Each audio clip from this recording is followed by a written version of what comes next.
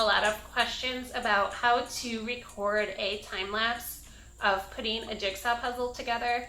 So I wanted to make a video about the tripod that I use and how I actually make my time lapse videos. There are so many different ways that you can record a time lapse. You can use the video camera on your phone. You can use the camera on an iPad, on a laptop, a regular camera. Really, you have so many different options. Personally, I use an iPhone to make all of my videos.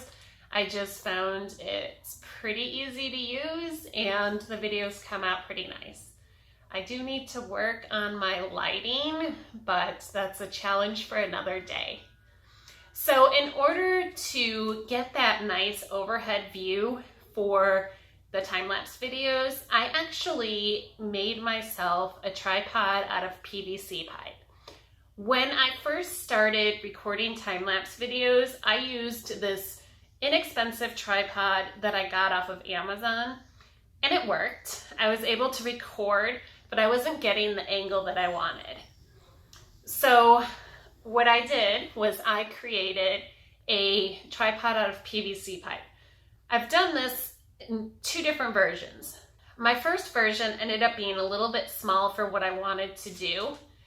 For that one, I used PVC pipe that had a 1/2 inch diameter. And it worked. I just wasn't able to get the height that I wanted without the tripod angling backwards. So I went back to Lowe's and I bought some new supplies. I decided to switch my PVC pipe to 1 1/4 inch. So I'm going to show you the different supplies that I used to create my tripod. So I have my tripod sized so I can record puzzles that go up to 3,000 pieces. My puzzle table is a 5 foot by 5 foot banquet table. You can find those online, or you can also keep an eye on local restaurants or event coordinators. Sometimes they sell used banquet tables. The materials I used to make my tripod were 2 10-foot, 1 1/4 inch PVC pipe. And then I got 3 elbow connectors, 1 straight connector, 2 T connectors, and I used the phone holder from the tripod I was using initially. Just drilled a hole and put a screw in. And then 2 end caps.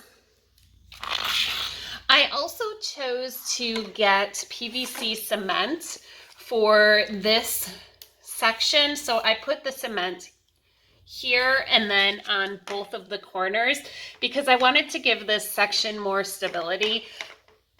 Before using the cement for this part, sometimes my stand would rotate back, which would cause my video to not look right. After putting the cement, it really stabilized this section. So now that you know all the supplies that I used, let's talk about the measurements. So for these 2 base sections, they're both 28 inches long. And then for the arms that come off the sides, this is where I have the piece where I put the end cap on. Those are both 30 inches. For the vertical arm, I put it into 2 sections. That way I can have the vertical arm either higher or lower depending on the number of pieces that I'm doing in the puzzle. So these 2 sections are both 24 inches. And then for the vertical arm, the one that actually goes up over, this is an 18-inch section. To cut the pieces, I borrowed a saw from a friend because I only had a hand saw. And when you're working with thicker dimension of PVC pipe, it is much easier if you use an electric or powered saw. This is what it looks like when it's all put together. Because this is in different sections, it is really easy to store. It's easy to put up and take down, and you can move it around to different places in your house. I use 2 different puzzle boards. Sometimes I have 2 puzzles going at one time, and I'll switch between rooms and just move my tripod with me.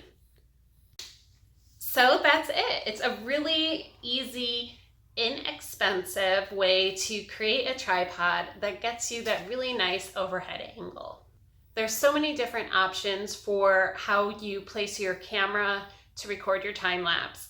I know people who will rubber band their cameras from a chandelier.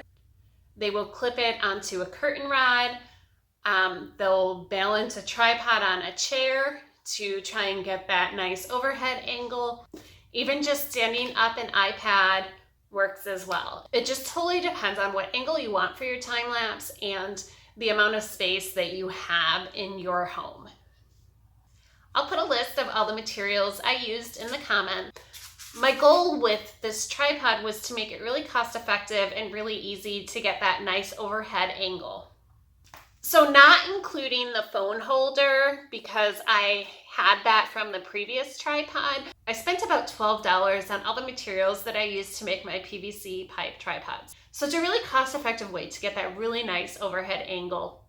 The best thing about it is the dimensions are totally customizable. You're not restricted in height or width or anything. You don't have to balance a tripod on top of a stack of puzzles or put it on a chair to get an angle. You would just maybe add or remove those vertical sections. So I found it to be a really easy, efficient way to make my time-lapse videos. Thanks so much for watching, everyone. And you can also find me on Instagram at Fizzles Puzzles. Bye!